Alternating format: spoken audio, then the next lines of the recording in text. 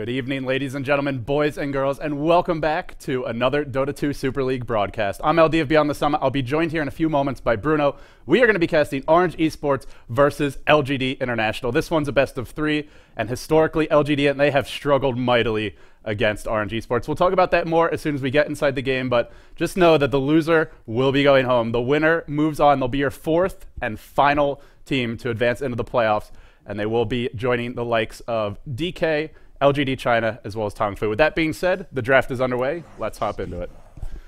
Bruno, how you doing, buddy? I'm doing great. Just in my first taste of Eastern Dota for a while. I've been soaked in the Western scene the last few weeks, as you can imagine. So now it's time to just change the mindset, go into different stuff, and see what happens. He was regaling me with tales of beautiful Swedish women and sun-filled nights and wine, yep, and all sorts of fantastic adventures. But Bruno, it's time for Dota. The adventures will happen on the internet, on the computer this time around. And I did mention this to you briefly in the pregame, but in their past 10 meetings, LGD International is 2-8 versus Orange Esports. Now, you're the stats man. Dissect that one for me. Why do they have so much trouble? Well, that's not looking too good for LGD.int. It's not a mystery to anyone that after that first show in the first tournament they played, I think it was G League, that they got the finals in, or was it G1? I never remember. It's all the same, right? Yeah, exactly. After that, they never were the dominant team that people expected them to be. But they're in the moment of rebuilding. They had a great game versus IG. I actually managed to catch that one. They show that they actually have the potential and individual skill in players, but when you're playing against guys like MUSHI that can clearly dominate pretty much any player 1v1 in this scene, you have to make sure you win the other two lanes, otherwise you'll have a bad time. Yeah, it definitely throws a wrench into your plans when MUSHI just dominates his lane and you try to rotate supports to gank him. It puts a lot of pressure on your team to make things happen when Mushi's able to create that much space, and he'll get a hero that was actually banned consistently in their meeting. They played LGD China just yesterday, the other LGD squad, and Outworld Devour, I believe, was banned every single game. Orange never got their hands on it. There were only 2 games, but it was banned in both of them. And it's been a hero that Mushi has had a lot of success with in the mid lane, something they've been favoring a lot as of late. Instead, LGD, they opt to ban out the Windrunner. Now, this is a hero that you mentioned you've been casting a lot of Western Dota. We don't really see her too often there. Occasionally, yes, but she has been a staple pick for Orange Esports. So LGD, they've done their homework. They're going to remove her from the pool. And, well, for Orange Esports, they'll pick up a Darkseer. Now, this is the one that sort of scares me because he has been doing a lot of work in Asian Dota as of late.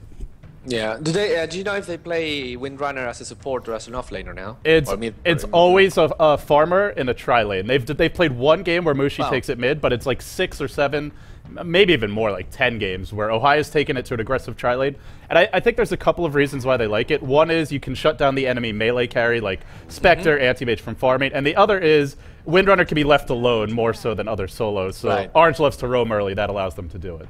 Yeah, it's interesting because it means that you put some more pressure in your offlaner or your mid because, you know, Windrunner come 40-50 minutes into the game won't be such an impact hero as, say, a Lifestealer or an Anti-Mage can be. Right. But still, if you can dominate the lanes, that's pretty much when most games of Dota are over. Unless you're Navi and you go for 3 Rapiers, but that's another story, right? I only caught the end of that game, but that is definitely a first. Not the 3 Rapiers, but because I think we've actually seen that before. I think oh, who was it? Someone lost a game with 3 Rapiers recently, but the stash Rapier, just having one in the base for a rainy day, that was definitely new.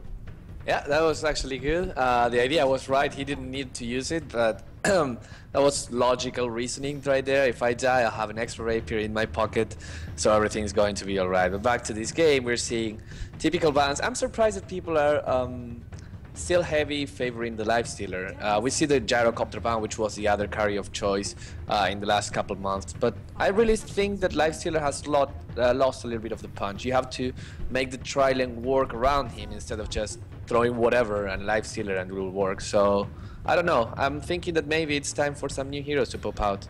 I mean, it's sort of an interesting matchup as well, beyond just the laning stage, because you look at what Orange have. They have 2 heroes that are fantastic at kiting a Lifestealer, Astral Imprisonment and Surge. These are perfect abilities for doing that. So even if you get to the mid game where, in theory, Lifestealer is basically the same hero, it's a 5-second open, or 500 range at open woods instead of a 600 range, I believe.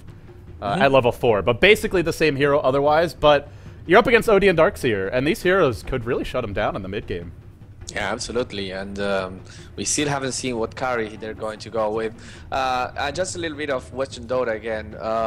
When we saw Outworld Devourer being picked at DreamHack, you probably remember it was picked mostly by Quantic, and the combo there was Outworld Devourer and Treant Protector as a support in another offlane. Now, in the other lane, sorry. The interesting thing about this is that we've talked on and on about how so few heroes can actually stop Outworld Devourer in mid. He wins pretty much every single 1v1 matchup. And if you add to that Living Armor, you literally don't lose. I had to try it, and I went to the pub game with a friend. I went for that combo, like, just after the Quantic games. I had to say, I want to see how this is. I swear, you can't lose mid lane. Even if you try. There's one hero who can give him trouble, and that's Lone Druid. That is the only hero I've seen. No. You know, he doesn't. That's the thing. I thought that as well. And I'm like, okay, Lone Druid doesn't need the mana. The bear can harass you, whatever. Thing is, the bear doesn't harass you as much in mid. If the bear harasses you in mid, then he's not getting the last hits. You still do lots more damage. And you damage the bear a lot just by getting one point on orb, which is really interesting. But back to the game, we see a Skywrath Mage, which is another pick that I haven't seen in a while. Skywrath Mage, yeah. LGD.int going for something very unusual, and now this begs the question, is there any chance that they'll be taking this mid? We've seen Dendi do that for Na'Vi. I don't think many other teams have really found a good place for the Skywrath, and even Na'Vi has kind of shied away from it as of late. But or is it going to be a support Skywrath? If they go support Skywrath, then you're looking at a team that just doesn't have a strong tri-lane. No good initiator. Concussive Shot is long range, but not really a stun, so not a good way to engage. And they'll be looking to defensive tri-lane if they do that. It could even be a Nyx mid. That's something else LGD.int loves, is to put G on that hero, send a mid. But up against OD, sure, the mana burn's great, but will you have mana to use the mana burn? Right. It becomes a bit of a riddle, and not a good one for LGD. You don't want to trade there. I mean, in theory, yeah, if you burn the mana from Outworld Devourer, he can't do anything. But then, bop, he pops the proc. Suddenly, he's full mana, you're at 13 mana, and it's not fun anymore. The Skywrath Mage, Nyx Assassin, Lifestealer tri-lane is something that I'd be interested in see it. I don't see how you can put that offensively, but maybe if you put it defensively and just to create space for the Lifestealer, you can keep those two heroes, rotate for the pulls, and make some space. Skywrath Mage is great at zoning people out off the lane. Chen actually slipping through until the 4th pick. This hero has been getting... I mean, you look at these two teams. They both love to run their jungle heroes. LGD, we know Misery plays a lot of Chen. Of course, for Orange, you have Extinct, two of the best junglers in Asia. But Chen's normally banned. He's banned certainly within the first 4 bans or picked by then, and slips through. Orange will basically say, hey, that's a gimme. We'll take it. Yeah, absolutely. Chen, such a hero that can combine as well with Rubik as well. Because, I mean, with Chen by himself, as it used to be maybe 1 year ago, it's just like, yeah, jungler gets some levels, tries to get a good creep gank. But we've seen so often things like Chen Rubik, Chen Shadow Demon, and starting a rotation. And with those two heroes, you can pretty much kill anyone you want. You can go to the offlane and kill the offlaner that has escape mechanism. You can go and kill mid, and you can go and just put pressure on the safe lane and push the tower straight away when the first catapult comes.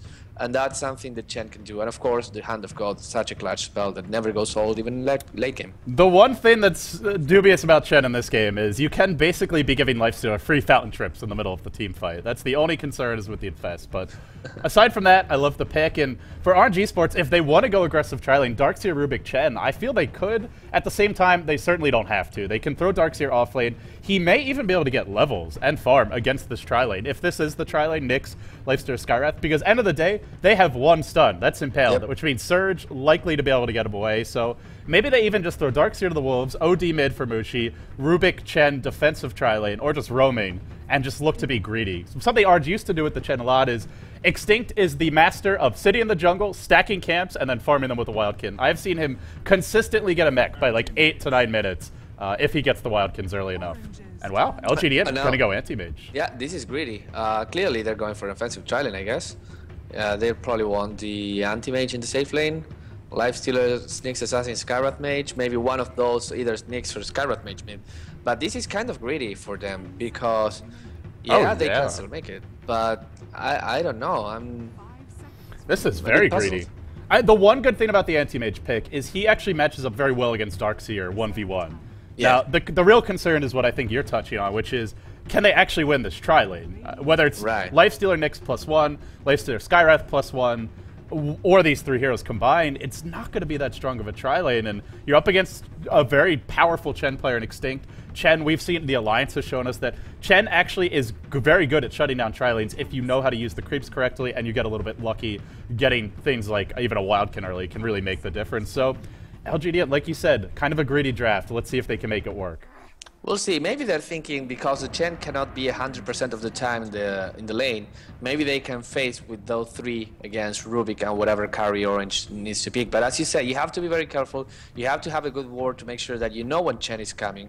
And even then, just Rubik has such defensive capabilities that it'll be hard to go on whatever carry they decide to go. They can take the Rubik maybe, but that's such a huge investment. I'm not sure whether Lifestealer will be able to farm as well as he wants. And you know, the other concern is LGD.int, I look at their draft, and they are not going to be able to gank OD early. Nyx Assassin Scarlet Mage is not a good ganking combo.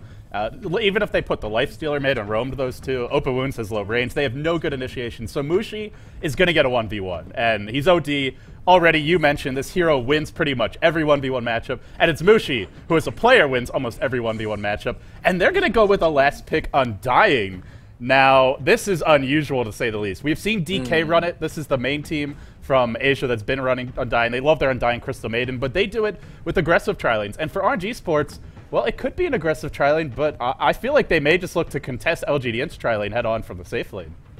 They might as well, because the Undying is so good against a tri-lane. You don't even have to go Tombstone. You get 1 point on DK at the beginning, and then suddenly if they dive on you, you have 100 or more HP every time they hit you. So every time you hit the DK.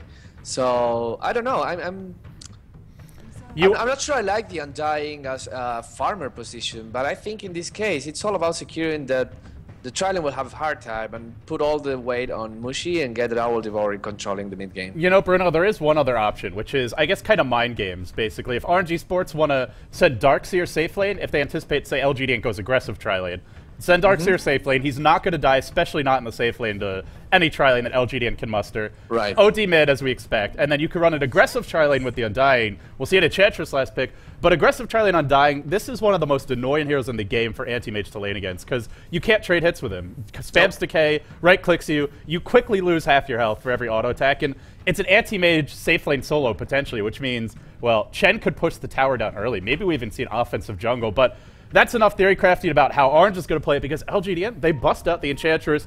It's time for Jungle Wars. Someone queue up Kakuna Matata. In the jungle, the mighty. I'm excited. Yeah. I missed the Lion King. It's been a while.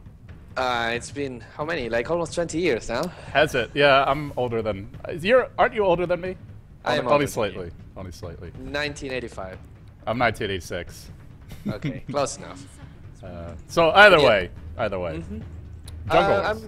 Have you seen the Chen versus Enchantress lineup recently? Because I haven't seen it in a while, actually. That's actually a matchup I'd love to get stats on. We do have a stats man in the broadcast, but unfortunately he doesn't know what I'm saying because stream's not working. So, okay, George, if you can read my mind. Yeah, you can even look it up. I'll introduce the teams while you're doing that. Sure, but I'm curious to hear how they match up as well. On the side of RNG Sports, we have KYXY. He'll be handling the Undying. Ohio on the Darkseer. Net going to be taking the reins of the Rubik MUSHI on one of his signature heroes nowadays. It is the Outworld, or formerly Obsidian Destroyer, Extinct. On a pretty hideous Chen Warthog of a creep here, he'll be playing the jungle role. For RG Sports, of course, they are 8-2 in their past 10 games played against LGD.int. They're going to be the heavy favorites in this best of 3. But LGD.int, they showed a different style yesterday, a more patient style. Perhaps they can muster their courage and find a way to take this game. It's a best of 3, guys. Loser is going home. As for your winner, they will be your final entrant into the semifinals of the Dota 2 Super League. Of course, the $165,000 coming out party for Perfect World. Dota 2 not even released yet in China, but we could already see they mean business, and now Korea is going to offer some competition with Nexon. Let's see if China ups the ante for the next match. But with that being said, it is going to be Lifestealer, handled by Brax. We'll have 1437 playing the Skyreth Mage, so it will be a support Skyreth Mage. Misery on the Enchantress. An aggressive tri-lane from LGD.int. We'll have G taking one of his common and strong solo mids, the Nyx Assassin, to the mid lane. He's really been the tempo setter for this team. And last but not least, Pycat going to be taking the role of the anti-mage. And, well, all things considered, we look at LGD.int. This is a team that I guess you probably didn't get to watch them yesterday, Bruno, but we've always known them for the dual jungle, the double roam, early aggression. They win the laning stage or they generally lose the game. But and they were winning the laning stage almost every time in the G League Season 2, but they've shown a different style as of late, a more patient one. Yesterday we saw them, they won in Farmy Wars, or 2 days ago I believe it was. They took it late game against IG in 2 games, and both games they won, and they weren't forcing the issue, and it feels like a much later style of draft from them, so let's see what they can do. At the beginning, I'm just really liking the investment that LGD went. They said, okay, we're going to put off laner Lifestealer because he can't deal against the Darkseer. And the Darkseer there means that you'll have the anti-mage in the safe lane, which against Rubik and Undying, he will not die. So he might not be able to get as much farm as he wants. But there's no way that the anti-mage can die. So at the beginning, they may not win the whole lanes, but they will get some farms in the 2 heroes that they need. Now it's all about mid and whether God can do something against an Owl Destroyer or Devourer. So far, he's actually 6-0. MUSHI only sitting at 4-1, so already G is doing a lot more than we would expect. Now, the lane gets harder as the OD levels up, but spamming the Mana Burn early, I believe he did take it at level 1, and G, bottle already online, actually out-farming MUSHI for the time being. I do expect that to change, but you look at these lanes, Bruno, and all things considered, LGD are going to get quite a few levels on their Lifestealer, a decent amount of farm there, and that Anti-Mage will get levels in farm. End of the day, they have 2 very potent late-game heroes getting a lot of farm, a lot of experience, and I feel that's going to... Oh, top lane! Ohio could be in a lot of trouble. Very bold dive, but he'll salve up. There is no stun here. But yeah, LGD, I think they've got to be very happy with this laning stage, and a lot of it goes back to the Undying last pick. Orange... Their lineup could have gone late if they'd gone for something like a lone druid there, but they went on dying, so there's more pressure on them in this laning stage. It's really interesting because now they're running on the clock. They have to dominate and they have to be winning by 20 minutes. It doesn't mean that they have to win in 20 minutes, but if they don't have an advantage by them, then by the time Lifestealer and Anti-Mage both get items, what's an Owl Destroyer can do? Just Rage pretty much ignores whatever Owl Devourer can throw to him. And the Undying, as much farm as he can get, he will not be a late-game beast. Yeah, we'll see. Like you said, he's got to get the ball rolling a little bit earlier. So can he do it? We'll find out. As for RNG Sports, they are getting a decent amount of farm on that safe lane, Darkseer. We saw Ohio trying to pull the lane back earlier, but all things considered, Brex is basically free farm in this top lane. He's not getting every last hit, but he's getting all the experience. This is way more than you normally see that offlaner get. And LGD, they're going to look for an early push bottom. 2 creeps up. The power of the Enchantress, she's better at pushing early if you want to. And with an Alpha Wolf at their side, this will allow them to push very, very quickly. Every creep hitting for +6 damage. And this will be a tier 1 tower maybe in 4 minutes. I don't know if the guys can stop it right now. Look at that huge creep wave. Now, they do have the catapult as well in the next wave, I think. But, oh no. Wow. Wow, Ohio with a... That is not a lane where you expect anyone to die. Nope. Yeah. My bad. Well, Ohio, in the end, barely survives. Looks like he pushed it to the limit, and Brax not able to find the kill. But Ohio barely pulling one out. That's something I do feel Orange needed. You mentioned they have to win by... They have to be way ahead by 20 minutes or significantly ahead, and there's your start. Yep, and now he'll be delayed. He will not be able to have that quick armlet or whatever he decides to go for. And that means, well, at least more time for MUSHI. MUSHI's not having a good time, to be honest. I mean, his mana has been burned, and he's been holding to those bottle charges for quite a while. Now LGD, yeah, God has the rune, so he will get the next rune because he had a haste before that. I think MUSHI will not be having the best of times in this lane. Yeah, MUSHI, surprisingly. 21 and 11. It's pretty good farm for him so far, but again, G's already level 6. He'll actually pop the Carapace now. He has the Impale available. And if he gets this regen rune off, pops Vendetta at the right time, could potentially find a kill. Meanwhile, Ohio... He's level 5. He's level 5. Yeah, he'll have Vendetta soon, though, and once he gets to that point, that's where the Obsidian Destroyer really has to be careful. Ohio, once again, boldly marching forward, but it is actually mid lane, where they're going to start with the concussive shot. The backstab for Misery. There's your silence as well. MUSHI stunned up and brought down in a hurry, and now Net next into the fray. He gets slowed by the Enchantress. He should be going down soon. Down he goes. 2 kills for LGD.int. It was a first blood for Orange, but LGD.int strike back, and they shut down MUSHI, and he is the linchpin for this team because, again, you look at their team, Undying, just not going to scale well. Darkseer, only a utility hero. MUSHI is the only damage dealer, and he gave up a kill. Yep, and on the other side, look at now, Anti-Mage is being top farmer with 24 last hits. Lifestealer is not doing as well as you could expect, but then again, I mean, he died once, and you still have 17 last hits. He will be able to get some kind of farm, and eventually, all he needs is treads and armlet, or phase boots and armlets, and he'll be dominating with not much items. On the side of Mushi, once he gets Force of and Mech, maybe he'll become scary, but that comes later. He's actually going for a bottle, which we don't really see much on Obsidian Destroyer nowadays. Generally, players are just rushing the buckler. You can just spam it and try and proc your Astral. Or not your Astral, but your Essence Aura. But yeah. Mushi, he'll go bottle, and, well, that delays that next real item that's going to help the team fight. Meanwhile, top lane, Brack's already level 6, so Pop Infest heals back up a little bit. And for Orange, we just haven't seen Extinct moving yet. He is jungling, and very efficiently at that, already hitting level 5. You compare that to Misery, though. Misery finding 2 kills. He's not even... He's behind, but only a tiny amount, to be totally honest. Now we see... Oh. Isn't it annoying when you get to Satyr Tormentors, whatever the name it is now, and just out there, look at Mushi. Mushi can't do anything. It's just, if he gets close, he'll get burned. And now he decides to rotate them top. Maybe they're going for a backstab. Yeah, actually, if he could get the mana burn creeps, that would be amazing. But he'll just spam the nukes here in net. There will be a bit of a backstab. It's just a dive from the Satyrs. They're not going to look for a kill, but just some harassment will be the name of the game. And Mushi getting mana burn mid. G is now level 6, and this is where, now it's a little bit scary for him. If 1437 goes off the map, if Misery is off the map, which he's jungle Enchantress, he usually is, Mushi has to be very worried about ganks. We do see a Sentry Ward mid, so they'll spot the Vendetta, most likely. I suppose if he comes from the south, they wouldn't, but unlikely avenue of attack. So Mushi should be safe, but if he leaves this tower, could be in a lot of trouble. Yep, and Pyket now has 1,000 gold after his tranquils. We'll see if he decides to go for the quick top lane. Ohio trying to TP out, barely escapes with his life. G TP'd in, but just a split second late on the Impale. I just got the last part of it, and that was really, really close. But yes, I was saying, Anti-Mage might be going for a Battle Fury, might be going for something more early game oriented, because as you know, you always have the Lifestealer, so you don't have to feel forced to just try and farm for the 40 minutes game. If either one of you is getting a good game, you just can't be sure that you'll win. So I still think he should go for something like a Battle Fury, get some farm, get in the Yasha, Manta, and just go old school, try to do lots of damage, because when you're level 16, that mana void will hurt a lot. Big smoke gank wrap around here, but KYXY dropping quickly, silenced up, can't drop the tombstone, gets it off, no, decays instead, no tombstone for him. He may go down, he's on the run, he will fall, Extinct, the double backstab Centaurs. They do find the Enchantress, but a 1-for-1 and a smoke gank. And Mushi rotating here as well. The tower will be denied, but a pretty expensive rotation. And while this is happening, Brax is starting to dominate this top lane. Ohio driven off a bit, and Nyx Assassin for G farming freely. They're just getting the better trades right now. For LGD.int, trading evenly, and actually even leading up in terms of experience, even in terms of gold. That is definitely a victory for them.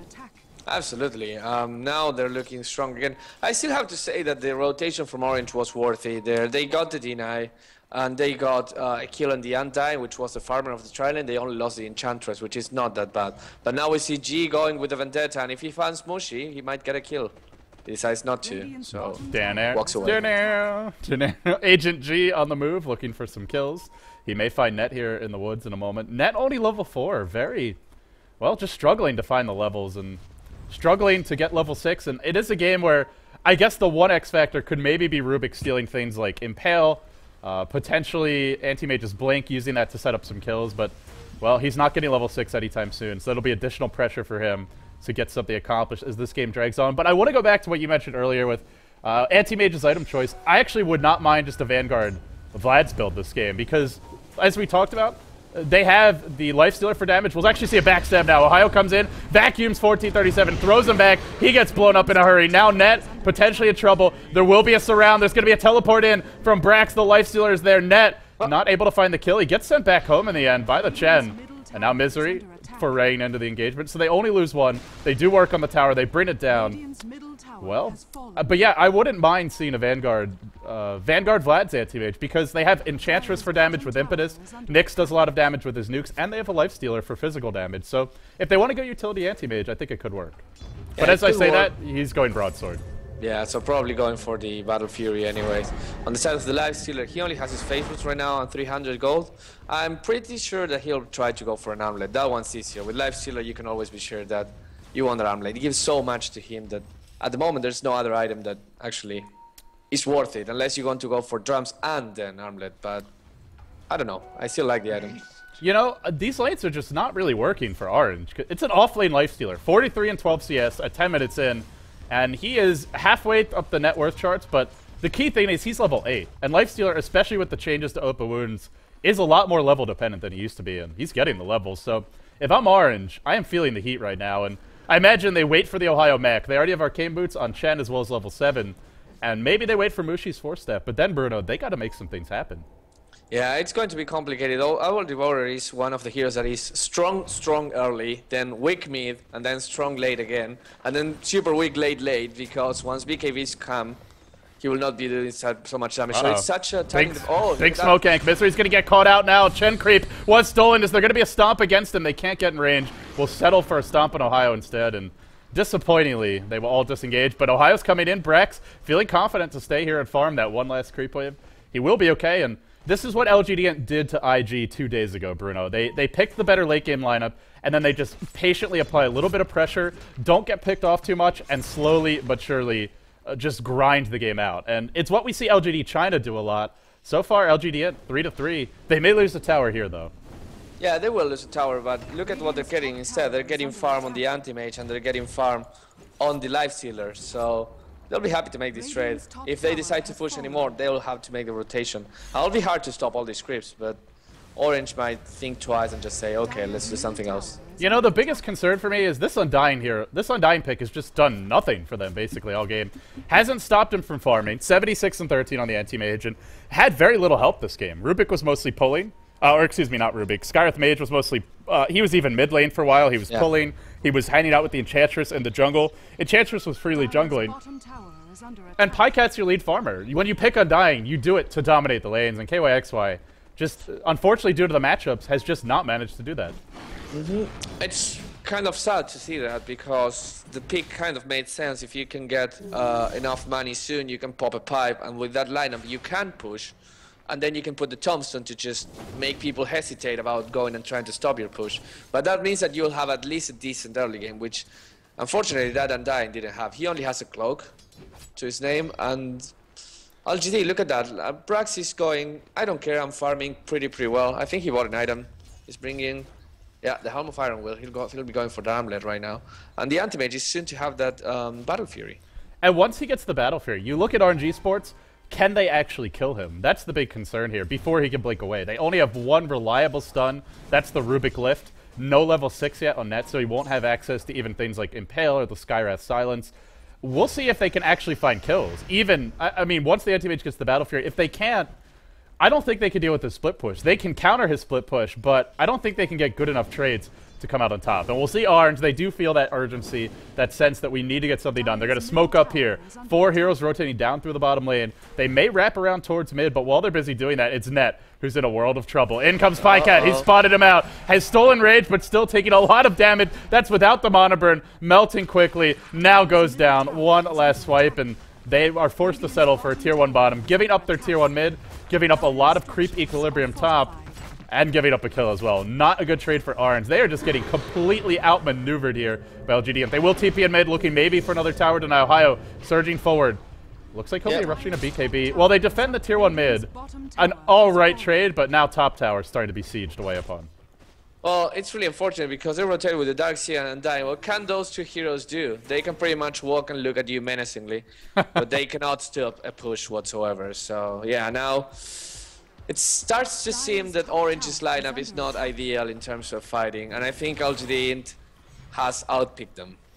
It really does feel that way. We'll see it in Fast Bomb now. In comes G. He's going to blow up Extinct. Mystic Flare there as well. Completely unneeded. Why the hell not? The mech was deployed, but a little bit too late now. 1437. Clapped up. He was netted earlier, but still in the fight. It's actually Net who's going to find Pycat on the backlines. Pycat hugely overextends, gets absolutely destroyed, and now LGD.int in a headlong retreat. The Troll Trap is cooling down. Misery on the run as well. In the end, that's actually a good trade for Orange. Amazingly enough, an Anti-Mage for a Chen.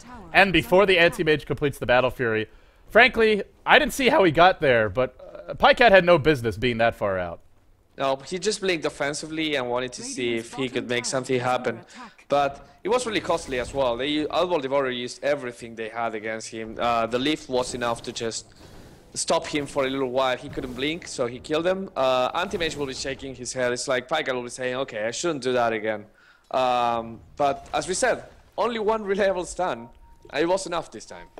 It was enough now. I guess the big question is, Bruno, will it be enough when Anti-Mage, say, gets his ultimate orb, completes his Manta, and then gets something like a Vitality Booster? That's the point, or even maybe a BKB. It is a long way off, but if he can just get the Battle Fury, he should be able to split push, and LGD.int can go back to their original game plan. A bit of a setback here, but I don't know that it's necessarily going to cost them too heavily. The one X factor could be this mid engagement. Net's going to jump in. He had Blink. Now Brax forced the TP out. Can he get away in time? Troll Trap's there. Net. Extinct is there. And again, it's surprising to see Chen slip through the draft with these two teams on the field. And, well, we see why. And they're going to go Roche. OD, one of the best carries to bring Roche down early because that Arcane Orb does a lot of work against him. And on top of that, they have the Chen creeps to tank. This could be the makings of the next level of push for RNG Sports. Yep, and I can't believe Orange is taking these very, very positive trades right now.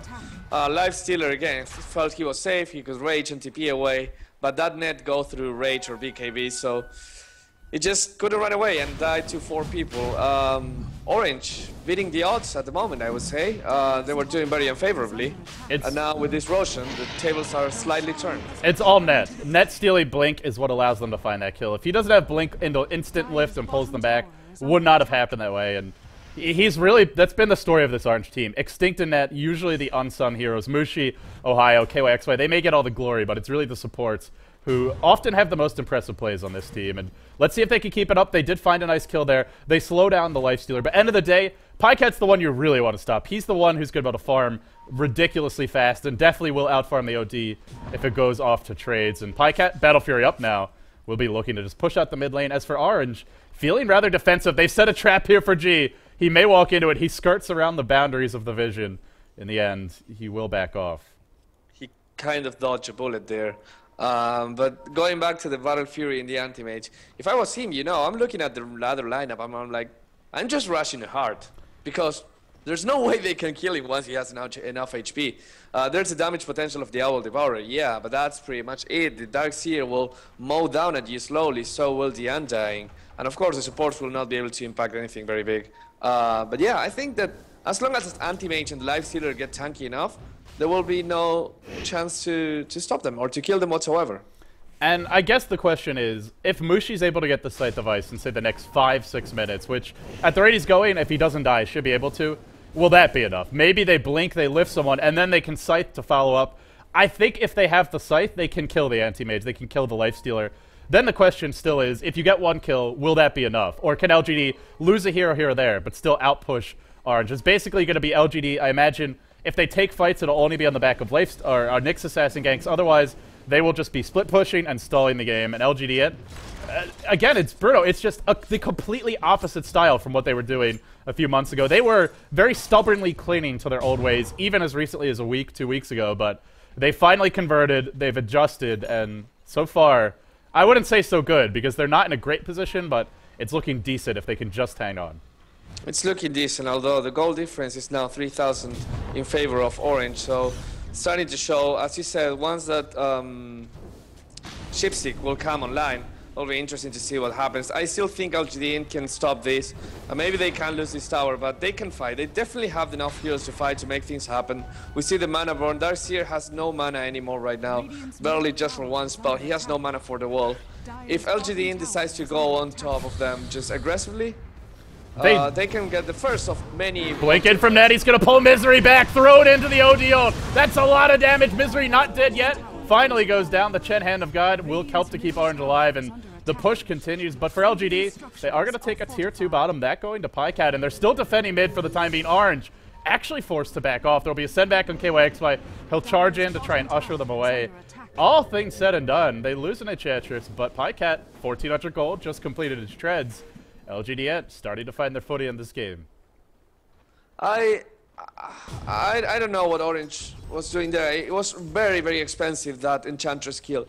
They used the Owl Devourer ultimate. I think he tried to get 3 on that ultimate and just got 1. But then again, it's a 160-second cooldown. It's a huge part of Outworld Devourer's damage, and without that, they will not be so confident in fighting next time. And it's something they need to kill a hero like the Anti-Mage or the Lifestealer. Sure, you've got Spell Shield, but, I mean, even then, it's still a lot of damage, and considering Anti-Mage is very low intelligence, end of the day, well, it's down. It's on cooldown. I don't think they can actually kill him without that. No, it's going to be really, really hard. Maybe with Shipstick and the Telekinesis, but then you have to worry about the Lifestealer as well. I have to say, this is a really nice game. Normally, you can see someone getting the clear advantage by this point, and I was saying that Orange kind of has to have the advantage by 20 minutes. They do have it, but it's not that big. So I'm kind of concerned. If Orange get one or two good team fights, they will be able to dominate and get the game. But if things don't go their way in the next 5 minutes, I don't know. LGD is looking strong. Yeah, of course, if it goes late for Orange, the one thing we haven't really discussed is, I mentioned the Scythe of Ice on MUSHI, but Darkseer is the other hero that could reliably farm one in, say, 10, 15 minutes. He's just got his BKB. I mean, maybe even less than that. Maybe in the next 8 to 10. And while that's happening, if they get double Scythe of Ice, maybe they can take it a bit later. But the big concern is, sure, you farm a Scythe of Ice while that's happening. Anti-Mage farms a Manta Style as well as a Heart and maybe works towards his Butterfly. Is it worth it? Is it going to be enough? That's a little bit trickier. Orange, they'll take the tier 2 mid. No glyph up, so Orange, they're finding objectives with this Aegis online. They just want to take as much map control as they can. And as for LGD, reluctant to take the fights. Again, it's just a totally different style of play. And for the most part, I got to say, it might not be the most exciting Dota from LGD.int, but I'm just impressed that they've been able to adapt like this. Because for a while, I was starting to feel like they were a one-trick pony. But over the past week and a half, 2 weeks, they have shown a little bit more versatility. And just right in time, as the big competitions come, I'm looking forward to see them at TF3, what they bring to the table. And now they're going to find LGD. Aaron? No? Oh, okay, it was Ohio was just stealing the pool and getting some farming there, but nothing will happen top. And as you say, yeah, LGD.int looking really strong, different at least.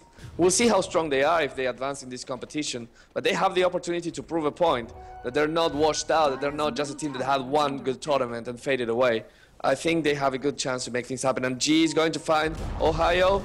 There's your Impale to start, but the BKB is there from Ohio, and now he looks to turn things around, a blink away, but the Scythe of Ice from MUSHI arrives, and Brax absolutely melts MUSHI with a pretty much entirely unnecessary ultimate there, I think. But hey, finds the kill, and he may be looking for more. That is a 22-minute Scythe of Ice, Power Treads, 4-staff, bottle. That's a lot of farm for an OD 23 minutes in, and this is really, I think where Orange, they want to fight 5v5, and if you're LGD, you want anything but. Yep, and they will be able to dodge because Anti-Mage, of course, such a mobile hero. He almost has his Manta. He just needs about 1k gold, which for Anti-Mage is about 2 minutes tops. And it's going to be fine. After that, it'll be interesting to see if they can fight 1v1. But look at that. Pykard is going onto the tier 3 tower. He's half health now. And there's no reaction. They're just coming, walking there. They'll blink away, but there's going to be a Rubik Lift. That is a triple Centaur stun. This could be very bad for Pykard. They don't even need MUSHI. They kill him without it, but it's Ohio in trouble top lane. 4-staff to safety. Now MUSHI on the run. He may have died to save his friend. He'll actually try to fight his way out, but blown up, locked in position, and brought down. Both carries taking a fall. Ohio narrowly able to surge away, but G blinks forward, looking for a body block, and now Ohio will try to TP out at the corner here. Can he get away in time? He can. Brax with the futile infest. MUSHI, in the end, if Darkseer dies, that's much better than your OD dying. I feel like it wasn't worth the risk, but he wanted to save his 3 position. I guess understandable. In the end, they do get the Anti-Mage, not a horrible trade. Yeah, and if you have to think as well, OD has his core items already. He needs a farm because he's an OD. That's very true. It's like, if Darkseer can survive, that's a little bit more gold for him. We can get the items on him, and maybe we can do something. Now, Pykard must be cursing his life right now. I mean, he could blink into anything but 3 centaurs. That was the only thing that could kill him. And he just blinked away. Meanwhile, Net taking a lot of damage mid. The Hand of God, the mech are all there. G jumps in, but he's thrown back towards the centaurs. They're busy focusing on Misery. Net jumping forward. How is he still alive? This Rubik is feeling like Super Mario, surrounded by the monsters, but they can't bring him down. And in the end, he'll hop away to freedom. Now blinking back towards the base. Net is really... he's been such a playmaker for this team, and what a crucial hero. If they didn't have this Rubik, they would never kill the Anti-Mage. And I mean, you mentioned it. It's not just the Rubik. It's the triple Centaur stun. That is something you just do not bank on if you're Pycat. End of the day, Bruno, he dies again. He is still the lead farmer this game. Yeah, and he's still a lead farmer for quite a lot as well, because he has 2 of the 3 components for the Yasha, then he just needs the Manta recipe and it'll be fine. It's very, very hard to kill an anti-mage when he gets that big, because if you don't focus him at the beginning of the fight, he will just roam around, mow down your supports. Yeah, Ned will have blink, and it's a good blink because as opposed to the item, he can blink away even when taking damage when he stole that from the anti-mage. However, anti-mage and lifestealer, they can both jump at him and kill him in less than a second, so you'll have to have twitch fingers, super reaction time, and again, it's all about his telekinesis, because that's the spell that's going to win Orange the fights or lose them. This is unbelievable. I'm just watching Net blinking into the enemy jungle to place Observer Wards. Confident play from him, to say the least. And it's not for nothing that Winter calls him the best support player outside of China. If he's not the best, he's certainly in the conversation. And for the time being, he's putting a lot of pressure on LGD.int. He also sets it up, makes the preparations for potentially that next level of ganks. For the time being, they'll work towards their next items. It's a gem up on Ohio. He actually bought it himself. This will, of course, delay the site device, but choosing for a little extra map control, or opting for it, rather. KYXY, Vanguard bin up. He completes the Hood of Defiance, working towards a Pipe of Insight, and they will smoke now, right before Roshan respawns. If they can find a kill, this will be big. But LGD.int positioned pretty safely towards the top side of the map. The Manta now on the way for PyCat. And if they could just continue to dodge these fights, they'll be in pretty good shape. Yep, that's all they need to do right now. It doesn't matter if they lose 1 or 2 heroes here and there, even if it's important heroes like the Lifestealer or Anti-Mage, because as time passes, those heroes get stronger and stronger, and they're not much that Orange can do as a response. But now they know that the Roshan has just spawned. There's this Satyr to check out that he's there. Now everyone's smoked, and we'll see. Orange will get that Roshan, seems likely to me. Even if PyCat comes to fight, the one thing about OD is he's actually really good against Anti-Mage up to a certain point, because his orb does absolutely destroy illusions. It does a metric freaking ton of bonus damage to illusions. 400 per attack when it's maxed out. So Anti-Mage, even with Manta, I'm not sure if he's combat worthy yet. Again, I think it's still a split pushing style that they'll be going for. And it looks like Bruno disconnected from the game, but hopefully he'll rejoin us. Yeah, I'm still here. For some reason, it just kicked me out. But I'm joining again right now, so I like how you say it when you just kicked yourself out, Bruno. I don't know. Maybe a little masochistic streak emerging here today. Yeah, but I don't know, I'm back. We'll see the whack-a-mole style from LGD.int. It's a 4-step forward. Scythe device up on MUSHI, as mentioned earlier. They want to try and bring PyCat down. The lift was on the illusion, but it'll immediately stun PyCat. He's able to blink away. MUSHI actually was a little bit slow to auto-attack there. I think he misclicked, but even then, would have been close to get the kill. Not only that, he actually attacked the 2 illusions before actually finding the real anti-mage, so those 2 extra auto attacks might have been enough. That pure damage, that doesn't get stopped. Oh, look at that top, there's the...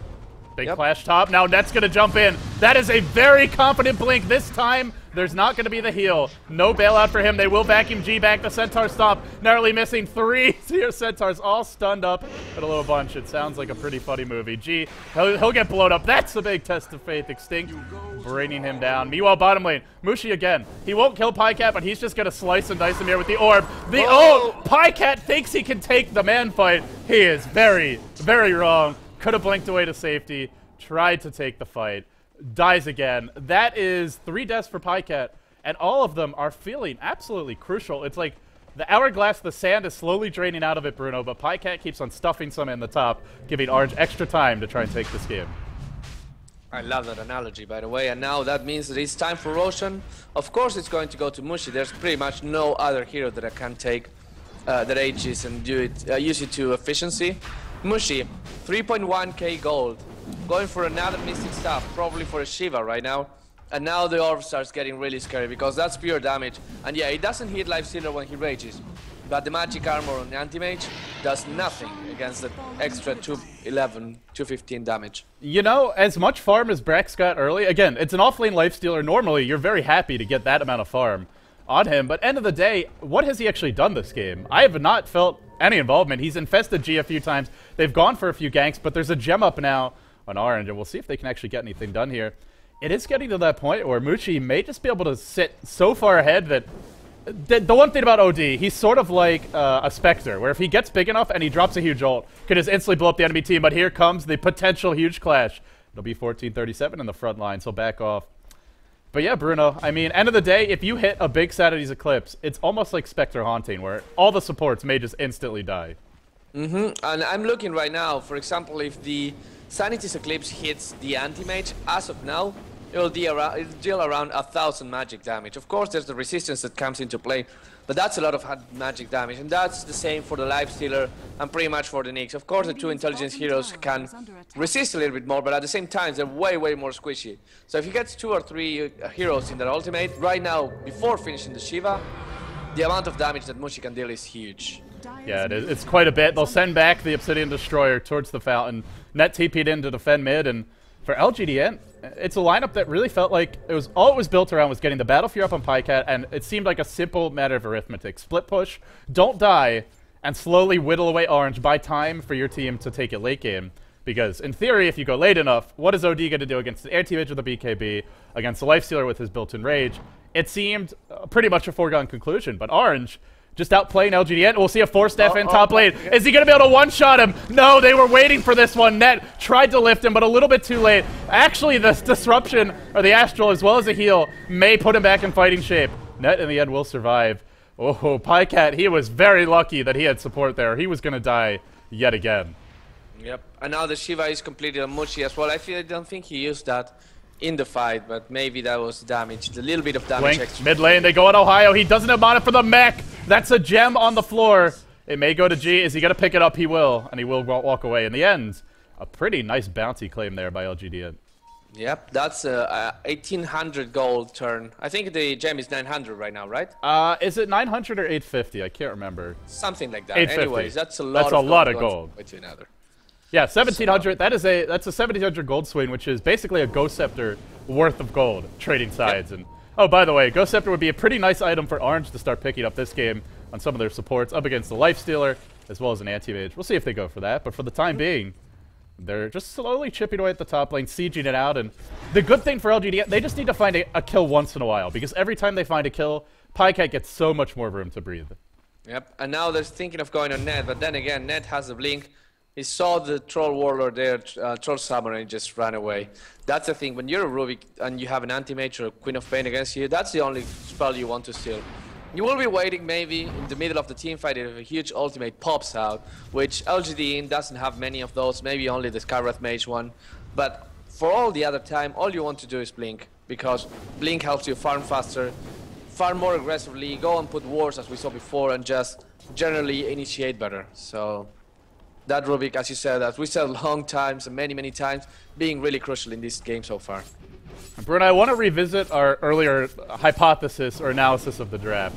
We said if it goes late enough, LGD.int should just flat out win, because OD doesn't do anything against Magic Immunity. Yes. Is that still true? Orange Esports, and also the hypothesis, the other part of it was, if Orange get a decent advantage, they can take it at least pretty late. How do you feel about the state of the game right now? Are Orange still operating under a clock? Could getting another site device in Ohio buy them more time? And if so, how much? What's the state of the game right now for Orange Esports? As I said before, it's about the damage they can deal, and the reason why Orange is winning all these team fights is because the damage that our Devourer can do to either Pycat or Brax before that telekinesis runs out, before that chipstick runs out, is strong enough to kill them, or maybe barely kill them until they have to run away. Our Devourer will keep getting items, and now he's going for a BKB, but his damage output will kind of stop right now. It will not go higher than this. On the other hand, Pycat and Lifestealer can only get tankier and tankier. As long as they can say, okay, we can go 1v1 or 2v2 in these skirmishes versus our Devourer and someone else, and survive, then that's when it gets scary for Orange, and I think LGD.int are on the right path to taking this game. Well, let's see if they can get to that point. Ohio, he'll be working towards his site device. As for Pycat, you mentioned the Magic Immunity. Well, if he wanted a BKB, he'd have it now. But wisely, I feel, he'll save for buyback. You don't want to be forced into a bad position. They are lacking their tier 2s bottom and mid, so if they lose a big fight and they don't have Pycat, it could cost them this game. MUSHI, still your lead hero in terms of net worth. He has found his way into not actually that many kills, just keeping up in the CS, and also Orange, I believe, having a 1-tower advantage right now. Actually, I'm actually surprised he's ahead of Pycat, but then Pycat, you look at him, 0-3. If he hadn't died, he'd probably be sitting close to 400 CS if he didn't have any of those deaths, and delayed his Battle Fury, has slowed down his farm since then, precious farming minutes being spent dead. He's made this game a lot closer than it really needed to be. Yeah, and again... Oh no, he's gonna get caught now. That's stun number 1, 2, and 3 to come. Is it gonna be enough? They're all racing to get here. Test of Fate thrown out as well. They do vacuum him back, but is there the follow-up? They need MUSHI with the Scythe device, and they can't get him in rage. Well, and that's the problem of the orange lineup. You can't kill anyone if you don't have MUSHI. They were pretty much all the other 4 heroes there against the anti-mage. And anti-mage just blinked away and TP away. Because all the damage is on one hero. And now think about this. If there's a 5v5 battle, and if for some reason they get to kill the Owl Devourer really fast, fight's they just over. want a team fight. Yep. Well, there's always that magical Darkseer wall. Maybe there's a Chen Scythe of Ice up Extinct Sleeve if it goes 60, 70 minutes, but that's a long way off. This is all very hypothetical at this point for RNG Sports, and if it gets to that point, they'll probably be kicking themselves anyway. Well, Bruno, it's still a very even game. A 3,000 gold lead right now for Orange, a 1,500 experience lead for LGD, and basically dead freaking even for 36 minutes in. I still agree with what you've said all game and what we've talked about. I still think LGD should have this late, but a late game, it does come down to initiation. It comes down to just the way the fights develop, and if they do get the Slice of Ice off quickly enough, and of course, it also, this is where LGD struggles, as we can see here. 6 and 13 in games over 40 minutes. They've been playing a new style, but they've had it easy in these late games the past few, where when they beat IG in their 2 games that went late, they just had the clearly better late game lineup, so kind of hard to screw up at that point. This game, they should have the advantage, but we'll see how it works out. We'll see what happens, and I'm really rocking the Aghanim Scepter on Enchantress right now. So that means that you also have to be careful about the pure damage coming from her very, very long Impetus. And right now, all of the LGD heroes can deal a lot of damage, either if it's burst like Skywrath Mage or Nyx Assassin, or by sustaining damage as the other 3. So, I don't know, it's getting kind of scary for Orange, and they have to play much safer. They can't go and try to pick up any fight for the sake of picking up fights, because it will not work for them as well as it worked for the past 20 minutes. Keep your eyes on G here. He's infested, but he won't engage. Pycat pushing the bottom lane, giving a lot of momentum into the towers, and now he'll back off. It's all about finagling for Roshan positioning. 2 minutes to go, maybe a little bit less, and LGD, they're just trying to get these lanes pushed out. They're now up to 5k gold on Pycat. I thought MUSHI was playing for Orange, but apparently he's played for LGD. Should have the buyback, as well as the BKB if he wants it. But we will see. Maybe he's thinking of something bigger, something like a Heart of Tarask. I mean, you mentioned, I don't think it's a good game for Butterfly. You just want raw HP to deal with the OD Orb. Yep, that's how it works. You just have to out-survive him. The OD, he's kind of tanky, but not super tanky. He has a lot of armor. That's what he has going for him. He has 28 armor. That's about 63 physical magic physical magic resistance, physical damage resistance, but only 2k HP. So that test, sorry, not that test of faith. That Impetus damage from Enchantress can be enough to just get him down to half HP. And if you get lucky, maybe just one mana void is all you need at the middle of a team fight to kill him. Yeah. And suddenly things get scary. And MUSHI's he's got a BKB if he needs it. So we'll see if he buys it, saving for the time being. They're pushing out the mid lane. Roche respawning soon. Orange, all their energy, all their thoughts focused on taking this next Roche. Ohio's going to surge into the jungle. Orange may look to make a little expedition here, but again, whoever gets that better initiation likely to take this upcoming fight. Pycat, he did opt to go for the BKB. He'll have buyback. Although, truth be told, if you go BKB and you buy back, how much will it really do? They also don't have the tier 2 up or the tier 1 top, so getting back to the fight is going to be a dicey proposition. And they'll back off in the end. LD. Just checking. I mean, this is completely theory crafting. There's no way MUSHI is going for an Acceptor, right? Did they change the Acceptor on OD recently? Or is it still the same? It's still kind of the same, I think. It's one of the worst upgrades in the game. Yeah. The only reason to get it on OD is just for the stats, I feel. Just for the HP and mana. And he doesn't really need the mana. Burst. Yeah, it's a little bit more burst, but not that much. I don't know. It's lackluster as that Aghanim Scepter effect is. I don't know. I feel something should have changed. We'll table that thought, Bruno, because in they come. Misery's going to deward a sentry mid lane. They still have G smoked up. He's looking to jump. MUSHI could be caught. 3 centaurs in the pit. LGD with some good high ground position. They pop the pipe. MUSHI's going to be initiated upon, but he is 4-stepped away. Now the OD ult. He's waited. He's biding his time. Defensive imprisonment. Everybody healthy. They're going to be starting this fight the right way if they can find the moment for that ult. No Sadie's Eclipse. Now pops the Shivas. Here comes the pain train. Brax on the run. Instant triple. Look for the Ultra. Can't fight it yet. Yes, he can. Finds the 4 kills in the end. Orange absolutely butcher LGDN. And LGD, have they lost the game in one fell swoop? Now they're going to buy back on the anti-mage. Does not have the BKB. Bruno, what went wrong there for LGD? That was a horrendous engagement. That was a terrible engagement. He started out perfectly. Anti-mage blink, popped the BKB. Nothing could be done to him because with that BKB, no hero can damage whatsoever. So he had free reign to just jump around and do some damage, but the wall and the Thompson were perfect because all the damage, all the zombies hitting everywhere, there was so much chaos that these single target heroes like Net in trouble bottom lane. There's a blink from G, but now he gets lifted and thrown back. It might cost him his life. 2 orbs. Down he goes. Mushi's not done yet. He wants 1437 as well. He'll find him too. RG Sports, they're looking to improve their record in their past 11 games to 9-2. If they can take this one, they'll do it. The push continues mid.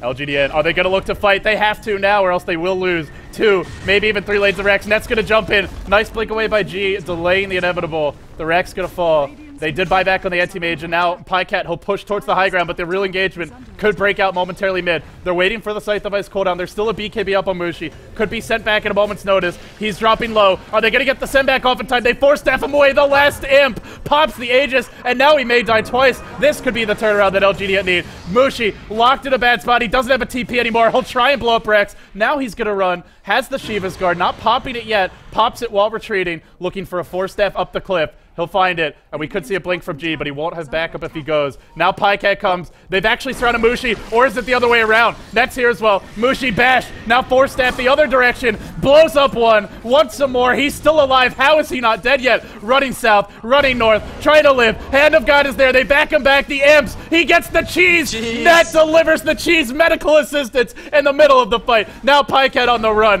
Mushi is an absolute terror in these fights, and 1437 may be next in line. Staffing forward. He's still in the ult. Net, what a freaking player this guy, the Malaysian sensation. Sen, absolutely mind-blowing play. Hands off the cheese in the middle of the fight and completely and utterly changes the complexion of this game. Wow. I don't even know what to say. Mushi and Net, those 2 heroes, they went against all odds. It all started with Rubik being aggressively jumping on Nyx assassin there, and then it all came to a series of events that led to Mushi that really was supposed to die. He lost the Aegis. He died like 20 times there, Bruno. Yes. And then who gave him the cheese? Who had the cheese? It was Net. Net delivered it in the middle of the fight. And you know what's crazy? I thought he was going to use a bottom because that G jumped in, hits him with Vendetta, I believe, Impale Mana Burn, and brings him to like 10 H or like 100 HP. But he saves it, he lifts him, and he had it later when they really needed it. Look at the complexity smoke. They're going in, they're going right back in. They want Brax, they'll kill him quickly. Now G on the run, but unable to get out. The pain is administered. Hellfire rains down. It truly is hell on earth right now for LGD.int. This game, it felt like it was in the bag, but RNG Sports just outplaying it, out-executing LGD.int. A few crucial pickoffs, fantastic teamwork, and they are almost certainly about to take game 1 right here. That was a really scary game because LGD.int has to have felt, okay, we can take this in the late game. They were supposed to have the control 43 minutes into the game. It was just one hero they had to take. It was just Mushi. And there was no stance, there was just this annoying little guy called Net. But what can a little Rubik do, right? We have a lifestealer, we have an anti-mage, we have an Nyx that can jump on him. But the story was completely different. And Mushi and Net proved to be too strong for LGD.int to tackle. And now their 2 Raxes down, about to lose the 3rd one. They're not calling GG, but the game is pretty much over. It's going to be very hard from here. LGD.int, they did manage to snipe a melee Rex. Nice play by Pycat to do that. And for Orange, I think should have TP'd back sooner. They thought they could bring the Rex down top and defend, or maybe just get Megas and only give up the 1 melee Rex. But in the end, well, OD, as fantastic as he is at killing heroes, he is not very good at killing buildings. And we saw that there. If that's a lone Druid, an Anti-Mage, a Faceless Void, any normal physical damage dealer, the Rex would have been dead. This game would have been over. But Mushi, he picks up an Oblivion Staff here, Bruno. Are we about to see a Refresher Orb? Is he going full YOLO mode? I would really love to see that, actually, because... And in fact, he is. He clearly has the mana for it. And yeah, there it is. Refresher Orb. Unbelievable. Yeah, I would love to mathcraft this. Like, if I could pause the game right now, I would pause it, and I just want to figure out how much damage his double ult will do. I imagine it kills everyone instantly if the BKBs aren't there, or the Rage. I'm looking at the HPs, and yeah, he does actually, because last orb he used, it was about 1.1, 1.2k damage on all enemies, and 2 orbs is 2.5k, and the highest HP hero right now is Anti-Mage. My god, look at the awareness from Orange. They are so prepared for this backstab. They're gonna lead with, actually, G, who jumps in, catches 2 with the Impale. Now Mushi locked up, dropping low. He gets blown up. He can't rejoin the fight, but that's a big back wall. They bring down 1. G on the run. This fight going very well for RG Sport, or for LGD, and again, Orange actually saw it coming, but are they going to be able to take it full throttle? KYXY next in line, mid and top lane, or bottom lane, pushing in, net in trouble. Blinks away, Undying with the buyback, Extinct still fighting kills. How are they actually winning this fight? They're turning it around. Pycat lurching forward, trying to find the kill, cannot do it in the end, and everybody scrambles and retreats. Net's gonna surge down the middle lane, and oh, by the way, he is working towards the Scythe device, has 2100 gold, ultimate orb online. Impossible to kill in these fights. It's actually Mushi who, well, was feeling a little squishy in that fight. I think got bashed and just chain stunned by the Nyx, never could get off his BKB. Yep, that was a bit unfortunate for him, but I have a tip for you actually. All you have to do in these fights is just follow Net. Because that guy's amazing. Now he's going to die to Pycat, unfortunately. He's playing Ring Around the Rosie for a little bit. Is he going to die? He really should. Pycat finally finds the angle. And he'll slice his head off. I mean, truth be told, that's a fantastic little engagement for LGD.int. They're doing everything they can to stay in this game. Still, if Orange play their cards right, they should not lose. They should be able to take this game from here. I don't think there's a way that LGD.int can turn around this game. The gold graph and experience graph are now super scary. There's a little bit of a turnaround there, but it's just peanuts compared to how much they lost in the previous fights. I think they'll just wait for Mushi. Mushi didn't have to use his refresher orb, so now he'll be able to have double Sanity Eclipse and refresher orb. That will be terribly, terribly fun. That's a lot of damage. He can kill whoever. Like, he's probably waiting for... He didn't want to use it in that fight. It's like, hey, Ohio, make sure you get a good vacuum, because when you get a good vacuum, everyone dies. Yeah, you know what it is yeah, exactly. Mushi, he wanted to deliver the finishing blows. Set me up, Ohio. You know, light up the pins for me, and then I'll knock them down. Not the other way around. But yep, exactly. So typical he gave them Mushi. This fight. Easy, you can take this. I'm not sure if LGD.int realized that Mushi has a refresher. I'm pretty sure that if they're looking at the map right now, they have to know. But if you're against that, you really don't want to clump up, and you really don't want to get close to that guy, because he can kill anything in the game. I do want to point out that Mushi is just a wee bit short of buyback right now. Actually, 59 gold. It's going to be about 40, 50 seconds until he has it. If he were somehow to die with no buyback for 20, 30 seconds, that could be the opening. But LGD, they'll back off in the end. They don't know how close he is to not having it. Or how close he is to having it, I should say. And, well, that'll buy him the time he needs to get it. And now RNG Sports, they have a little extra insurance if that next fight should come. And hey, Bruno, if they want, they wait for Roshia number 4. They have the map positioning. It really should be their fight to take. With Vacuum, with double ultimate on the Obsidian Destroyer, Outworld Destroyer, there's really no way they should lose that fight if it comes. Yeah, the only thing that you have is that if they lose and they don't have buyback and lots of ants... Force staff up to the high ground, they're going to find Brax. Mushi blows him up, drops ult number 1. He was not messing around there. Mushi is definitely playing for keeps this game. Yep, nothing of a show-off. No, not wanting to do the combo. Just like, okay, I can spend one ultimate. It's worth it if I can get to kill Brax. But then again, they have 50 seconds. And that 50 seconds will be enough to push the top lane. And now, LGD is forced to fight 4v5 against a much stronger team. They will have... Anti-Mage will have it tough. They'll have buyback on Brax, though. It's coming up in 8 seconds. He's got the gold for it. But again, being forced to buy back on a core hero, this is the point in the game where you'd expect Pycat to have a heart and maybe an Abyssal Blade as well, to be pretty much 6-slotted, but he's not quite there. He's only got 4 real items up, as well as the treads, and Orange, they look to finish the game now. They could probably force out that buyback, and maybe after that, back off, wait for Roche. They'll force staff Mushi forward, gets off the BKB, starts going to work. He is really chopping away here. Brax trying to fight into 5, but forced to defensively invest. That's a triple buyback. Oh my goodness, and this could be bad. There's your Astral, waiting out the BKB, biding the time, the Impale from G, off the mark. Wrong timing there, Mushi low. Not dead yet, there he is. That's the big Mono Void, turns the fight around. Now KYXY on the run. LGD trying to fight the way out of this one. Mushi, 90 seconds on the sidelines, has the buyback, not using it yet. Net with Rage, he may fall next as well. RNG Sports, the force away. I don't think he lives through this concussive shot. The Mana Burn, they will all find him. And when it's all said and done, they say, guys, let's go win the game right now. LGD, You said it was over, Bruno. It may not be over just yet, but it sure feels like it's coming soon. One way or the other, LGD.int, they keep on fighting these scrappy engagements. They are not going down without a fight. Every hero on the orange side has buyback effect for Undying, so if they can get to push fast, and they really, really need to push super fast, they will be able to buy back, and I think that's what they were trying to force right now. Anti-Mage is skipping towards that range tower, range barracks right now, and I don't know, if he wants to take the middle, he will not be able because that tier 2 is still standing and at full health. But yeah, that's all you can do if you're Pycat right now. Yeah, if he wants to push out mid lane, the problem is at the base. So he'll have to fight through backdoor protection.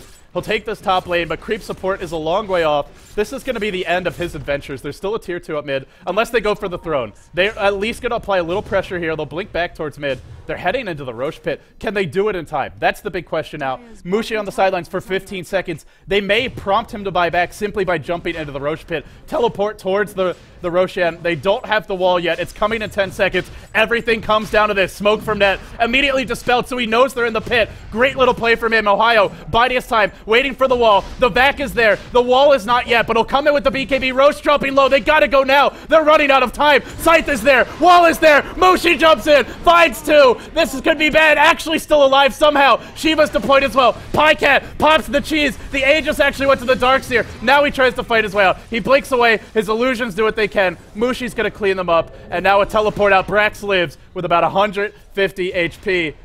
And when it's all said and done, LGD.int, well, they don't get the Aegis, but they do snatch the cheese, and they prevent it from going to orange, which is really the big thing there. Wow, what a fight. What a fight, and I was disconnected all through it, but I could hear it perfectly by your description, so I know exactly what happened. Interesting thing to know what died. Did someone buy back there? Let's see. Nobody bought back in that fight. There was a triple buyback from the Radiant when orange was pushing top about a minute and a half ago. Right. Or 2.5 minutes ago.